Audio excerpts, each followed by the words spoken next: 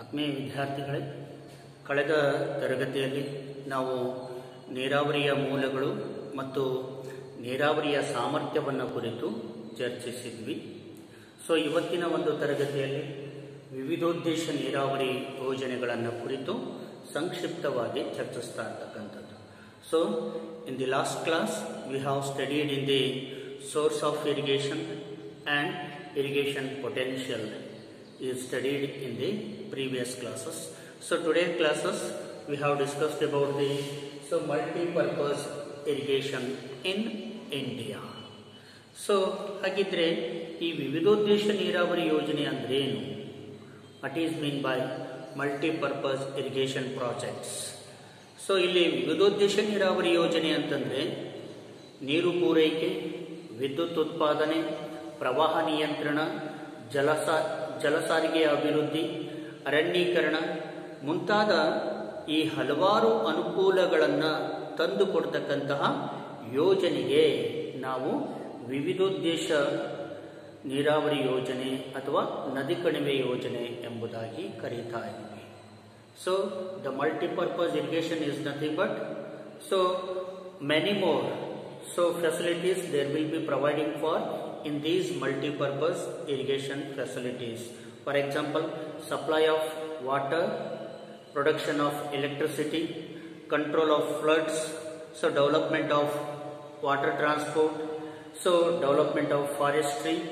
Some of these advantages there will be existing in the providing or the establishment of irrigation facilities.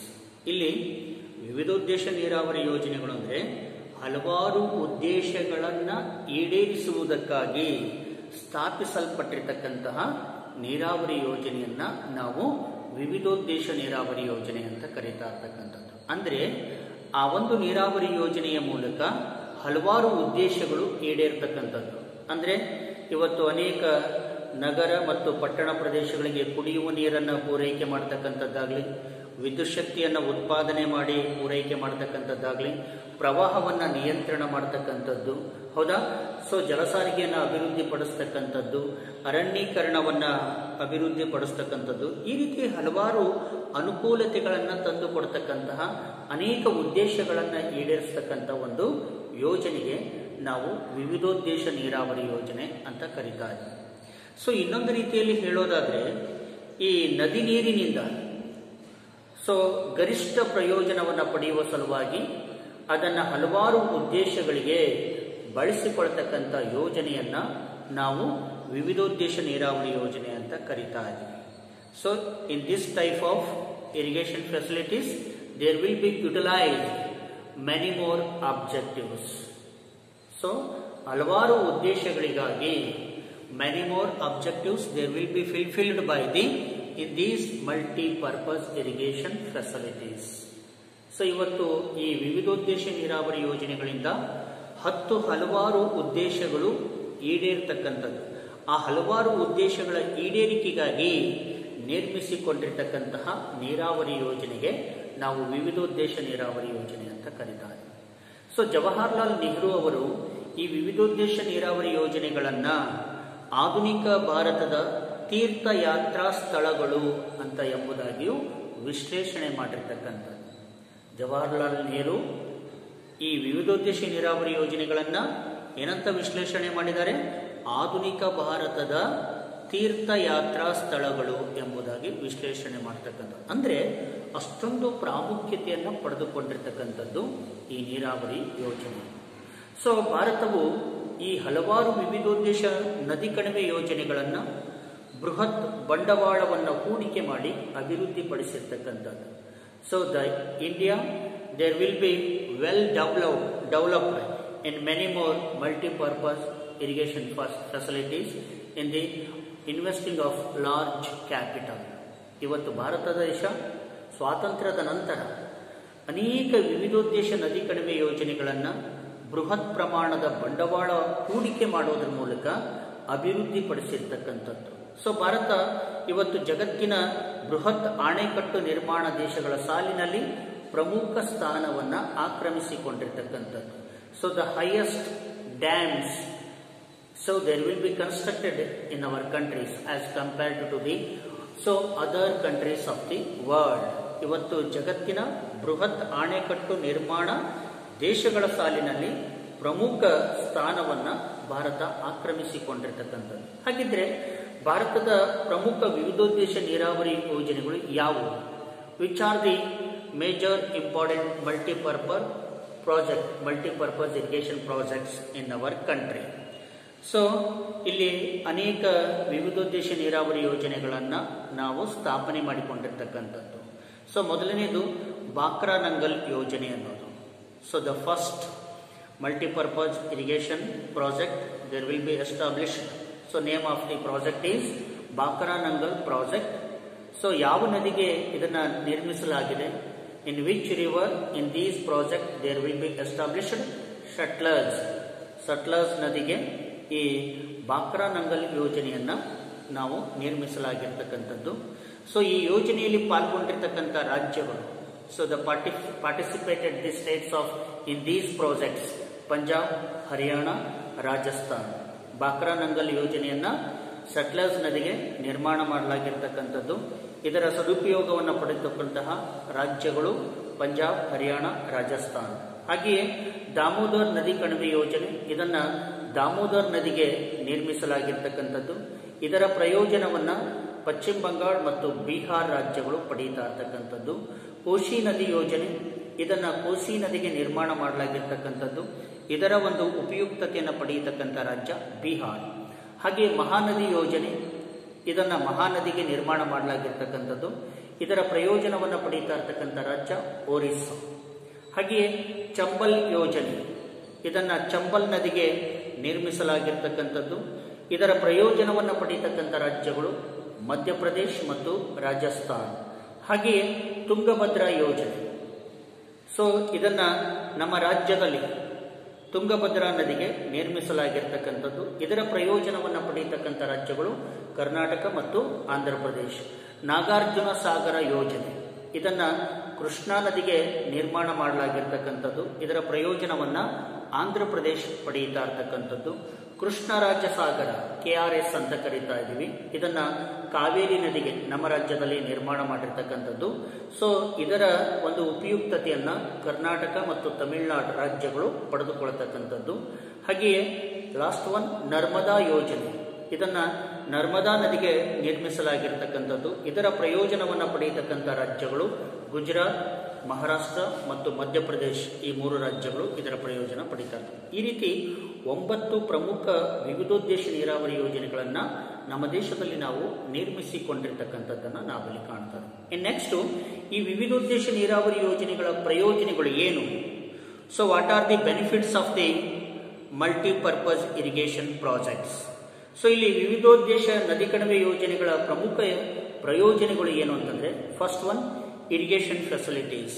So the first benefits of the multi-purpose irrigation project, so the providing the irrigation facilities, ನೀರಾವರಿ ಸೌಲಭ್ಯವನ್ನು ಕಲ್ಪಿಸಿಕೊಡ್ತಕ್ಕಂಥದ್ದು. ಈ ನೀರಾವರಿ ಯೋಜನೆಗಳು ಕೃಷಿಗೆ ನೀರಾವರಿ ಸೌಲಭ್ಯವನ್ನ, ನೀರನ್ನ ಪೂರೈಕೆ ಮಾಡೋದ್ರಿಂದ ಇವತ್ತು ಕೃಷಿ ಉತ್ಪಾದನೆ ಹೆಚ್ಚಳವಾಗಲಿಕ್ಕೆ ಸಾಧ್ಯವಾಗಿರ್ತಕ್ಕಂಥದ್ದು. Second benefit is so the production of electricity. So ಇವತ್ತು ಈ ನೀರಾವರಿ ಯೋಜನೆಗಳಲ್ಲಿ ನಾವು ಜಲವಿದ್ಯುತ್ ಉತ್ಪಾದನೆಯನ್ನು ಮಾಡತಕ್ಕಂಥದ್ದು. ಆ ವಿದ್ಯುತ್ತನ್ನ ಇವತ್ತು ಕೈಗಾರಿಕೆಗಳಿಗೆ, ಗೃಹ ಬಳಕೆಗೆ ವ್ಯಾಪಕವಾಗಿ ಬಳಸಿಕೊಳ್ತಕ್ಕಂಥದ್ದನ್ನು ನಾವಿಲ್ಲಿ ಕಾಣ್ತಾರೆ. And third one, transportation. So ಇವತ್ತು ಜಲಸಾರಿಗೆಯನ್ನ ಅಭಿವೃದ್ಧಿ ಪಡಿಸ್ತಕ್ಕಂಥದ್ದು, ನೌಕಾಯಾನ ಮತ್ತು ಸಾರಿಗೆ ಅಭಿವೃದ್ಧಿಗೆ ಇದು ನೆರವಾಗಿರ್ತಕ್ಕಂಥದ್ದು. ಅಂಡ್ ಫೋರ್ತ್ ಒನ್, ನೆರೆ ನಿಯಂತ್ರಣ, ಫ್ಲಡ್ ಕಂಟ್ರೋಲ್. ಇವತ್ತು ಮಳೆಗಾಲದಲ್ಲಿ ರಭಸವಾಗಿ ಬಿದ್ದಿರತಕ್ಕಂತಹ ಮಳೆ ನೀರಿನಿಂದ ನದಿಗಳು ಉಕ್ಕಿ ಹರಿಯತಕ್ಕಂಥದ್ದು. ಆ ನದಿ ತೀರದಲ್ಲಿರ್ತಕ್ಕಂಥ ಹಳ್ಳಿಗಳಲ್ಲಿ ಪ್ರವಾಹ ಪರಿಸ್ಥಿತಿ ನಿರ್ಮಾಣವಾಗ್ತಕ್ಕಂಥದ್ದು. ಆ ಉಕ್ಕಿ ಹರಿಯತಕ್ಕಂಥ ನೀರನ್ನು ಹರಿಯಲಿಕ್ಕೆ ಬಿಡದೆ ಅಣೆಕಟ್ಟುಗಳನ್ನು ನಿರ್ಮಾಣ ಮಾಡಿ ಸಂಗ್ರಹಿಸೋದ್ರಿಂದ ಆ ಹರಿವಿನ ವೇಗ ನಿಯಂತ್ರಣವಾಗುತ್ತೆ. ಅಲ್ಲಿ ನೀರನ್ನು ಸಂಗ್ರಹಿಸಲಿಕ್ಕೆ ಸಾಧ್ಯವಾಗುತ್ತೆ. ಆಗ ಪ್ರವಾಹ ಏನಾಗುತ್ತೆ, ನಿಯಂತ್ರಣವಾಗ್ತಕ್ಕಂಥದ್ದು. ಹಾಗೆಯೇ ಫಿಫ್ತ್ ಒನ್, ಕುಡಿಯುವ ನೀರಿನ ಸೌಲಭ್ಯವನ್ನು ಒದಗಿಸಿಕೊಡ್ತಕ್ಕಂಥದ್ದು. ಇವತ್ತು ಅನೇಕ ದೊಡ್ಡ ದೊಡ್ಡ ನೀರಾವರಿ ಯೋಜನೆಗಳು, ಈ ಮಲ್ಟಿಪರ್ಪಸ್ ಇರಿಗೇಷನ್ ಪ್ರಾಜೆಕ್ಟ್ಗಳು ದೇಶದ ದೊಡ್ಡ ದೊಡ್ಡ ಪ್ರಮುಖ ನಗರಗಳಿಗೆ ಇವತ್ತು ಕುಡಿಯುವ ನೀರಿನ ಸೌಲಭ್ಯವನ್ನು ಕಲ್ಪಿಸಿಕೊಡ್ತಕ್ಕಂಥದ್ದು. ಫಾರ್ ಎಕ್ಸಾಂಪಲ್ KRS, ಇವತ್ತು ಮಂಡ್ಯದಲ್ಲಿರ್ತಕ್ಕಂಥ KRS ವಿಶ್ವೇಶ್ವರಯ್ಯನವರು ನಿರ್ಮಾಣ ಮಾಡಿರ್ತಕ್ಕಂಥ KRS ಪ್ರಾಜೆಕ್ಟು ಇವತ್ತು ಅದರ ಸುತ್ತಲೂ ದೊಡ್ಡ ದೊಡ್ಡ ನಗರಗಳಿಗೆ ಕುಡಿಯಲಿಕ್ಕೆ ನೀರಿನ ಸೌಲಭ್ಯವನ್ನು ಕಲ್ಪಿಸಿಕೊಟ್ಟಿರ್ತಕ್ಕಂಥದ್ದು. ಬೆಂಗಳೂರಾಗಿರ್ಬೋದು, ಮೈಸೂರಾಗಿರ್ಬೋದು, ತುಮಕೂರಾಗಿರ್ಬೋದು, ಈ ಬೃಹತ್ ನಗರಗಳಿಗೆ ಕುಡಿಯುವ ನೀರಿನ ಸೌಲಭ್ಯ ಈ ನೀರಾವರಿ ಯೋಜನೆಗಳಿಂದಲೇ ಲಭ್ಯವಾಗಿರ್ತಕ್ಕಂಥದ್ದು. ನೆಕ್ಸ್ಟ್ ಅರಣ್ಯೀಕರಣ. ಸೊ ಇವತ್ತು ಈ ನೀರಾವರಿ ಯೋಜನೆಗಳಿಂದ ಅರಣ್ಯ ಪ್ರದೇಶಗಳನ್ನು ಸಾಕಷ್ಟು ರೀತಿಯಲ್ಲಿ ಅಭಿವೃದ್ಧಿಪಡಿಸಲಿಕ್ಕೆ ಸಾಧ್ಯವಾಗಿರ್ತಕ್ಕಂಥದ್ದನ್ನು ನಾವಿಲ್ಲಿ ಕಾಣ್ತಾ ಇದ್ದೀವಿ. ನೆಕ್ಸ್ಟ್ ಮೀನುಗಾರಿಕೆ. ಸೊ ಫಿಶಿಕಲ್ಚರ್ ಅಂತ ಕರಿತಾ ಇದೀವಿ, ಹೌದಾ?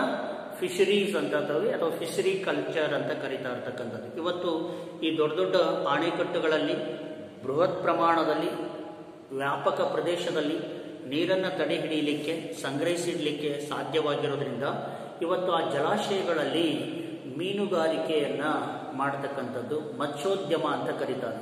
ಮೀನು ಸಾಕಾಣಿಕೆಯ ಒಂದು ಕಾರ್ಯವನ್ನ ಅಲ್ಲಿ ಕೈಗೊಳ್ಳಲಾಗಿರ್ತಕ್ಕಂಥದ್ದು. ಅದರಿಂದ ಎಷ್ಟೋ ಮೀನುಗಾರರ ಕುಟುಂಬಗಳು ಜೀವನಕ್ಕೆ ಸಹಕಾರಿಯಾಗಿರ್ತಕ್ಕಂಥದ್ದು ಈ ಜಲಾಶಯಗಳು ಅನ್ನೋದು. ನೆಕ್ಸ್ಟ್ ಎಂಟರ್ಟೈನ್ಮೆಂಟ್, ರೀಕ್ರಿಯೇಷನ್ ಅಂತ ಕರಿತೀವಿ, ಮನೋರಂಜನೆ. ಇವತ್ತು ನಾವು ನೋಡ್ತಾ ಇದ್ದೀವಿ ಈ ನೀರಾವರಿ ಯೋಜನೆಗಳಲ್ಲಿ ಇವತ್ತು ಉದ್ಯಾನವನಗಳನ್ನು, ಹೌದಾ, ಗಾರ್ಡನ್ಗಳನ್ನು ನಿರ್ಮಾಣ ಮಾಡಿ ಪ್ರವಾಸಿಗರನ್ನು ಆಕರ್ಷಿಸಿ ಅವರಿಗೆ ಮನೋರಂಜನೆ ಕೊಡ್ತಕ್ಕಂಥ ರೀತಿಯಲ್ಲಿ ಇವತ್ತು ನಾವು ಮೈಸೂರಿಗೆ ಹೋದರೆ KRSಗೆ ಹೋಗಿ ಬರ್ತಕ್ಕಂಥದ್ದು. ಅಂದರೆ ಆ ಒಂದು ಜಲಾಶಯದ ಮುಂಭಾಗದಲ್ಲಿ ಸುಂದರವಾದ ಒಂದು ಗಾರ್ಡನ್, ಹೌದಾ, ಉದ್ಯಾನವನ ನಿರ್ಮಾಣ ಮಾಡಿರ್ತಕ್ಕಂಥದ್ದು. ಸೊ ಅಲ್ಲಿ ಸಂಗೀತ ಕಾರಂಜಿ ಮಾಡಿರ್ತಕ್ಕಂಥದ್ದು, ಅಲ್ಲಿ ಸಾಕಷ್ಟು ಜನ ಪ್ರವಾಸಿಗರು ಬರ್ತಾ ಇರ್ತಕ್ಕಂಥದ್ದು, ಜನರಿಗೆ ಮನೋರಂಜನೆಯನ್ನ ನೀಡತಕ್ಕಂಥ ಒಂದು ಪ್ರಯೋಜನ ಈ ಒಂದು ಯೋಜನೆಗಳಿಂದ ಆಗ್ತಾ ಇರ್ತಕ್ಕಂಥದ್ದು. ನೆಕ್ಸ್ಟ್ 9th one, ಉದ್ಯೋಗ ಅವಕಾಶಗಳು, employment opportunity there will be providing in these multipurpose irrigation projects. ಇವತ್ತು ಈ ನೀರಾವರಿ ಯೋಜನೆಗಳಿಂದ ಸಾಕಷ್ಟು ಇಂಜಿನಿಯರ್ಗಳಿಗೆ, ಅಸಿಸ್ಟೆಂಟ್ ಇಂಜಿನಿಯರ್ಗಳಿಗೆ, ಟೆಕ್ನಿಷಿಯನ್ಸ್ಗಳಿಗೆ, ಹೌದಾ, ಇನ್ನಿತರೆ ಬೇರೆ ಬೇರೆ ಸೊ ನೀರಾವರಿ ಇಲಾಖೆಯಲ್ಲಿ ಸಾಕಷ್ಟು ಉದ್ಯೋಗ ಅವಕಾಶಗಳನ್ನು ನಿರ್ಮಿಸಿಕೊಟ್ಟಿರ್ತಕ್ಕಂಥದ್ದು ಈ ನೀರಾವರಿ ಯೋಜನೆಗಳು. ಇವಿಷ್ಟು these are the benefits of multipurpose irrigation projects. ಇವಿಷ್ಟು ವಿವಿಧೋದ್ದೇಶ ನೀರಾವರಿ ಯೋಜನೆಗಳ ಸೊ ಉಪಯುಕ್ತತೆಗಳು, ಪ್ರಯೋಜನಗಳು. ಇನ್ನು ಈ ನೀರಾವರಿ ಯೋಜನೆಗಳು ಪಂಚವಾರ್ಷಿಕ ಯೋಜನೆಗಳಲ್ಲಿ ಹಂತ ಹಂತವಾಗಿ ಸೊ ಬಂಡವಾಳ ಹೂಡಿಕೆ ಮಾಡೋದರ ಮೂಲಕ ಸಾಕಷ್ಟು ಪ್ರಗತಿಯನ್ನು ಸಾಧಿಸಿರ್ತಕ್ಕಂಥದ್ದು. ಯೋಜನಾ ಅವಧಿಯಲ್ಲಿ ನೀರಾವರಿ ಅಭಿವೃದ್ಧಿಗಾಗಿ ಬೃಹತ್ ಪ್ರಮಾಣದ ಬಂಡವಾಳವನ್ನು ಸರ್ಕಾರ ಹೂಡಿಕೆ ಮಾಡಿರ್ತಕ್ಕಂಥದ್ದು. ಇದರಿಂದ ಭಾರತದ ನೀರಾವರಿ ಸಾಮರ್ಥ್ಯ ಸೊ ವರ್ಷದಿಂದ ವರ್ಷಕ್ಕೆ ಹೆಚ್ಚಳವಾಗಲಿಕ್ಕೆ ಸಾಧ್ಯವಾಗಿರ್ತಕ್ಕಂಥದ್ದು. ಮೊದಲನೆಯ ಪಂಚವಾರ್ಷಿಕ ಯೋಜನೆಯಲ್ಲಿ ಈ ನೀರಾವರಿ ಯೋಜನೆಗಳಿಗೆ ಖರ್ಚು ಮಾಡಿರ್ತಕ್ಕಂಥದ್ದು ಕೇವಲ 455 ಕೋಟಿ ರೂಪಾಯಿ ಆದರೆ 12ನೆಯ ಪಂಚವಾರ್ಷಿಕ ಯೋಜನೆಯ ವೇಳೆಗೆ 4,22,012 ಕೋಟಿಯಷ್ಟು ಬಂಡವಾಳವನ್ನು ಹೂಡಿಕೆ ಮಾಡಿರ್ತಕ್ಕಂಥದ್ದನ್ನು ನಾವಿಲ್ಲಿ ಕಾಣ್ತಾ ಇದ್ದೀವಿ.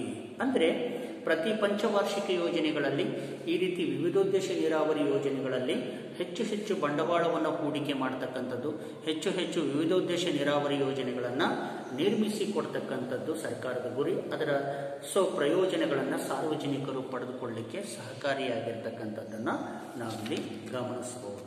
ಇದಿಷ್ಟು ವಿವಿಧೋದ್ದೇಶ ನೀರಾವರಿ ಯೋಜನೆಯ ಒಂದು ಪ್ರಮುಖ ಅಂಶವಾಗಿರ್ತಕ್ಕಂಥದ್ದು. ಓಕೆ, ನೆಕ್ಸ್ಟ್ ಕ್ಲಾಸಲ್ಲಿ ಹಸಿರು ಕ್ರಾಂತಿ ಎಂಬ ವಿಷಯವನ್ನು ಕುರಿತು ಚರ್ಚಿಸೋಣ. ಧನ್ಯವಾದ.